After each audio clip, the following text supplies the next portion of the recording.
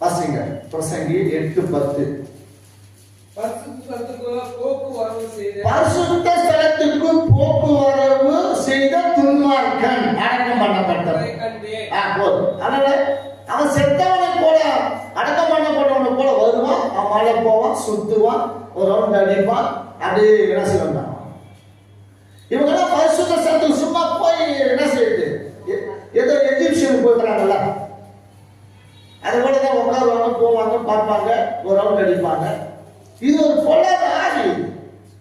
துன்மார்க்கத்தினால், அக்கிரமத்தினால் பயங்கர அக்கிரமம் பண்ணும். வீட்டுல பயங்கர அக்கிரமம், அட்டகாசம் பண்ணும், அழியானம் பண்ணும், பயங்கரமா துன்மார்க்கம் பண்ணிவிட்டு சபையில வந்து ஆவியில நிரப்பும், அந்நிய பாஷை பேசி குதிச்சு நடக்கும்.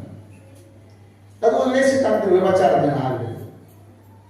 அப்ப இந்த துன்மார்க்கத்துக்கும் இந்த அக்கிரமத்துக்கும் சொல்றாரு, நினைவுகளை வெட்டி கர்த்தரிடத்துல திரும்பினா அவன் மேல கர்த்தர் என்ன செய்வாரு, மனம் திரும்பணும்.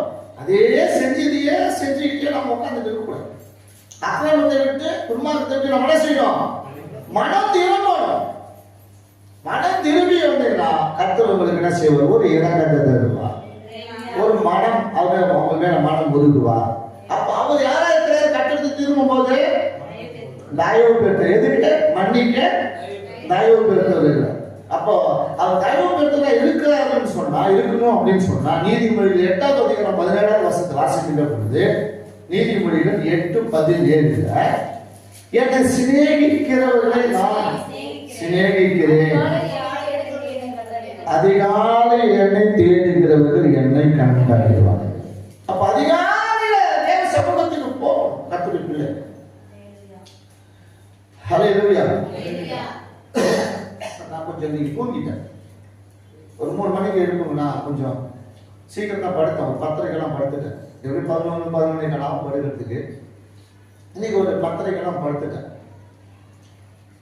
படுத்துட்டு என்ன செஞ்சேன், காலையில் ஒரு 3 மணிக்கு எழுப்ப சாமின்னு படுத்துட்டு 3 மணிக்கு எழும்புல.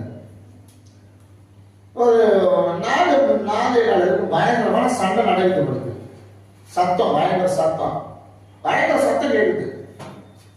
எனக்கு கேட்குது, அப்படியே படிச்சு பயங்கரமா இறைச்ச சத்தம் கேட்குது, சண்டை போடுது. நான் செய்யறேன், அந்த சத்தம் அவங்க அந்த எழுத்து வீட்டில் அவங்க ஏதோ சத்தம் போடுறாங்க அப்படின்னு நினச்சிக்கிட்டு நான் வந்து கதவை திறந்து பார்க்குறேன்.